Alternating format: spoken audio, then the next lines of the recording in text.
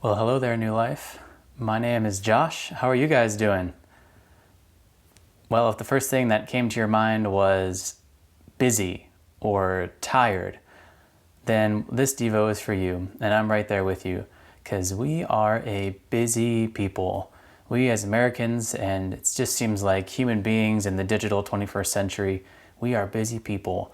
We're running from this activity to that activity, and even though COVID has slowed things down a little bit, or at least slowed things down for a little bit, for a time being, that is, now it seems like the pace of life is back up to what it was, maybe quicker, and we are a busy people. How many of us have had the experience where we lay down in bed in the evening and we are exhausted and we just can't imagine doing it again? Or we feel like we're just operating at a speed and at a level of production that is above our capacity, and it eventually catches up with us or will catch up with us. We are a busy, hurried people. How many of us have had the experience where we're praying and our mind wanders, or someone else is praying and our mind wanders, and then you tune back in at amen and you realize you've missed the whole prayer because we were living in hurry or distraction? I want to talk today about hurry, because hurry is a big spiritual problem in our day and age. I think the reason that so many of us struggle with busyness and we struggle to rest, to enter into the rest that God and Jesus talk about in the Word, is because of hurry. We have hurry in our hearts. There's an author who's a pastor as well named John Mark Comer. He talks about hurry this way. He says, "Hurry is a state of frantic effort one falls into in response to inadequacy, fear, and guilt." He says the simple essence of hurry is too much to do. Do you feel like you have too much to do in your life? That you never get to the end of your to-do list and it makes you anxious thinking about it? Hurry destroys the spiritual life. That's a strong statement, but I'm going to say it again because I think it's true. Hurry destroys the spiritual life. It's so hard to pray when we have this sense of everything we need to do next. It's so hard to love others when all we can think about is our own schedule and our own impatience. It's so hard to sit down and be with God in His presence when we have that internal sense of hurry, and it's hard to hear God as well. A lot of us struggle to hear God, and I wonder, we think that God is not with us, but I wonder if it's not the case that we are the ones who are not present. We are the ones who are living in the future. We're living in our hurry, in our to-do lists, but God is there. That's my suspicion, that God is there and we are the ones who are not present. So this is the second of 3 devotionals from me where I'm talking about hurry and different roots and solutions of hurry. So this time we're going to talk about the root of hurry, that is distraction. Last time we talked about the root of hurry of technology and some of the boundaries that you can put in place there. And next time we're going to talk about the root of achievement obsession, that is obsession with achievement, and what you can do with that. But today, again, we're going to talk about distraction and how that impacts hurriedness, and then some different things you can do in response to that. So yeah, let's jump into our talk about distraction.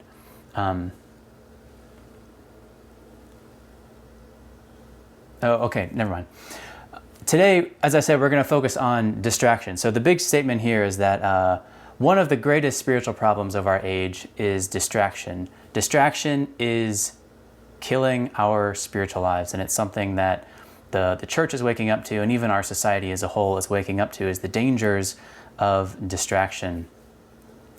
It's hard to pray, it's hard to hear God, as I was saying before, because we're constantly being pinged by different stimuli all over the place.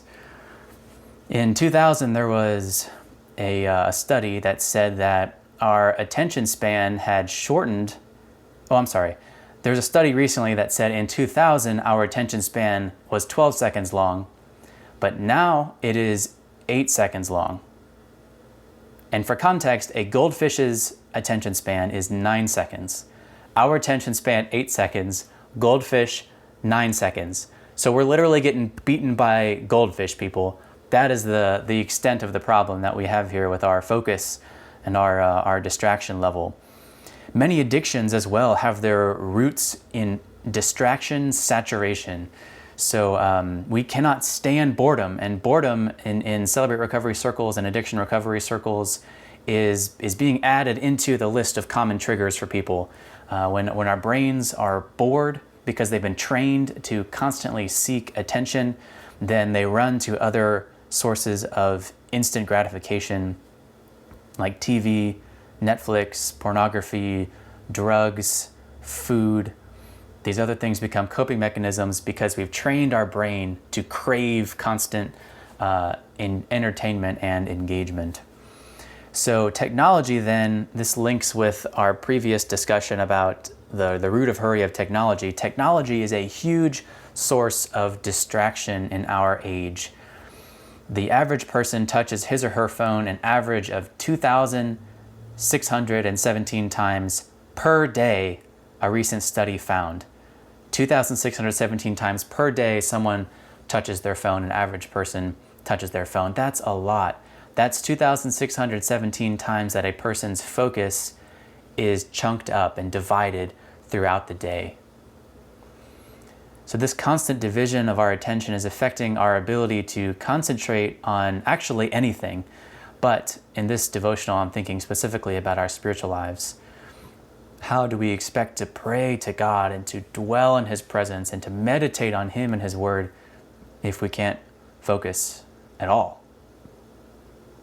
So what are we to do? Well, fortunately, God has given us practices that we can use to rest in Him and to retrain our brains to engage with Him and to rest, to live a subversive spirituality against the culture of our day that pushes us to a frenetic pace because we're trying to perform and prove our worth to ourselves and to the world. So that practice is called Sabbath. So I want to talk to you a little bit about the practice of Sabbath today. Two different biblical passages we're going to talk about. The first briefly and the second more in depth. So the first is Genesis 2, chapter 2. This is when God rested on the seventh day after creating for 6 days. The main point I want to make here real quick before moving on is that even God Himself rested on the Sabbath. He worked for 6 days. On the seventh day, He rested.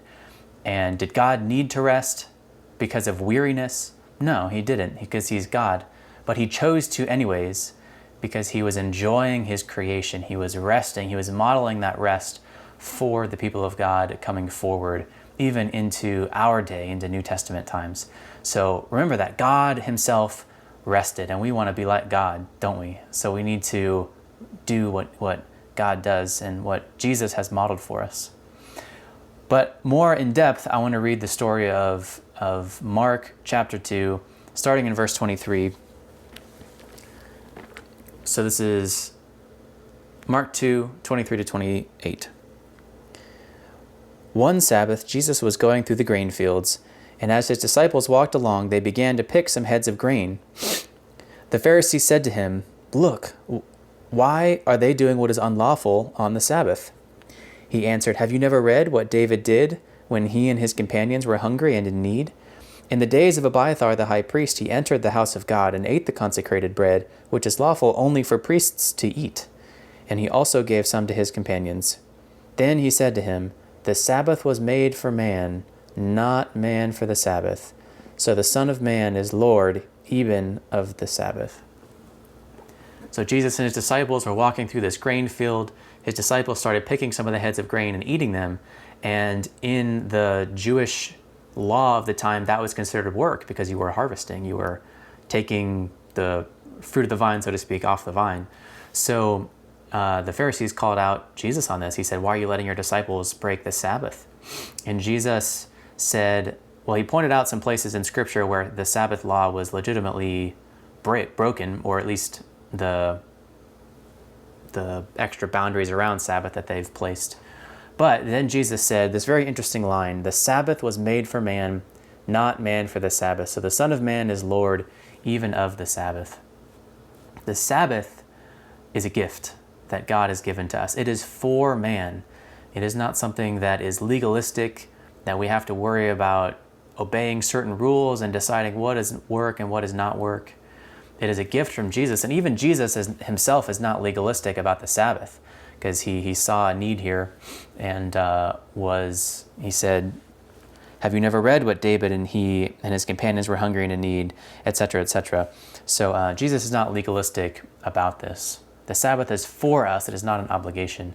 I know in my own life when I've heard teachings about Sabbath, I've had the position of, why are we talking about this? It's not commanded in Scripture, any of me. Do I have to Sabbath? Because if not, then I don't want to. But I had a heart change on that recently, and I realized that, you know what? The Sabbath is a gift. Like many spiritual practices, the Sabbath is a gift that God has given us for our benefit. And so the question is not, do I have to practice Sabbath? The question is, why would I not want to practice Sabbath? Why would I not want to enjoy this gift that God has given me and his people? So I'm still pretty new to Sabbath myself, but it's been a good practice. It's been a good way for me to draw closer to the Lord and to break some of the unhealthy work patterns that I have in my own life. There is a reality of life here with Sabbath, and that is that we all have limits in life. Many of us like to live as if we don't have limits, and we as a people do not generally like limits. We like technology that can expand our limits or make us feel like we're breaking our limits. We love the Olympics because it feels like people are breaking the limits of human potential. And yet there is a reality that we can sometimes push our limits, but oftentimes when we violate our limits, they will catch up with us. And it's not a matter of if, it's a matter of when. How many of us have had the experience where our bodies break down or our lives break down because we are going at a pace that is unsustainable? We get sick, or maybe we break a bone or injure ourselves, and then we realize, oh man, I was pushing too hard, I was going too fast.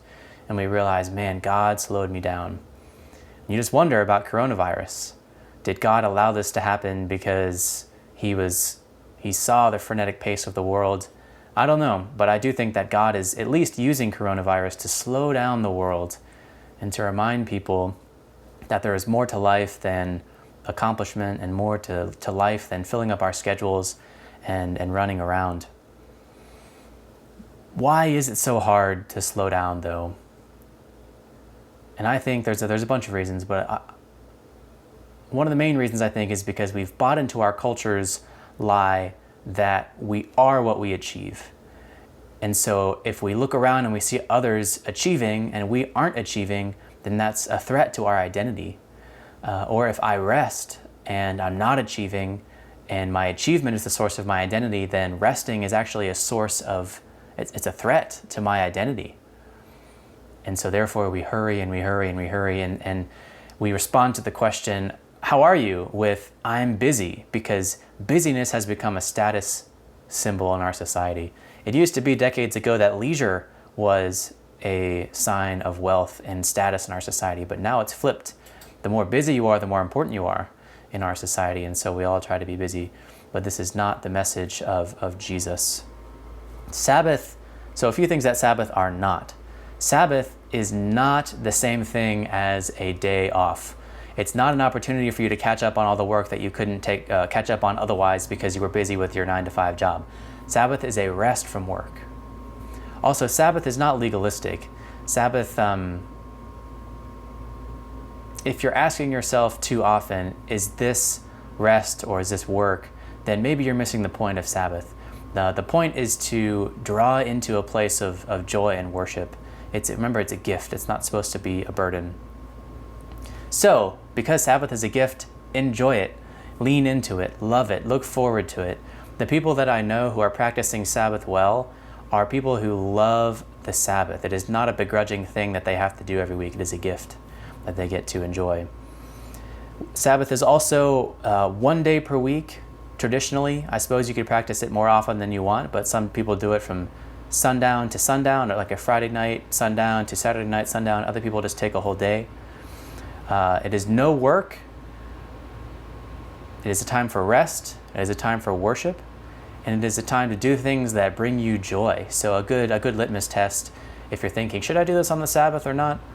Ask yourself, does this activity bring me joy? And will it help me to worship God better? And is it worship to God? Those are good litmus tests. It's also an act of faith. Sabbath is an act of faith because when you rest for a whole day, you are saying that the world can go on without my help. God has this under his control. I don't need to strive and to push to accomplish and to try to keep all the plates spinning, as I heard someone say recently, because God has got this and he will take care of us and he will take care of the world. So ask yourself with Sabbath, does this bring me joy, and is it worshipful to God? So my challenge for you today is to try Sabbath this week. Pick a day in your calendar, probably going to be like a Saturday or a Sunday. Tell your family, put it on your calendar if you have a calendar, communicate it to your family, and then make sure that no one does work that day as best you can. And ask people, tell people, do what brings you joy. Don't be surprised if it's hard to do it first, because a life of busyness is a hard thing to break. Hurry is a hard thing to break, and we can be addicted, and we are addicted, I think, to hurry and to the sense of satisfaction and identity that comes from that. It's idolatry. But encourage your family to do it. I challenge you to do it this week. Put away your technology for the day. Put away your phones. Have a technology-free day. Enjoy each other's company. Play music. Make some good food if cooking is enjoyable to you. Read some good books. Go on a family walk together. Create some new traditions and some new memories together in Sabbath, doing things that bring you joy and things that are worshipful to the Lord. My final thought is to have grace on yourself. It's hard to break a life of hurry, but you can do it with the help of Jesus over time. So thanks for listening. Try Sabbath this week.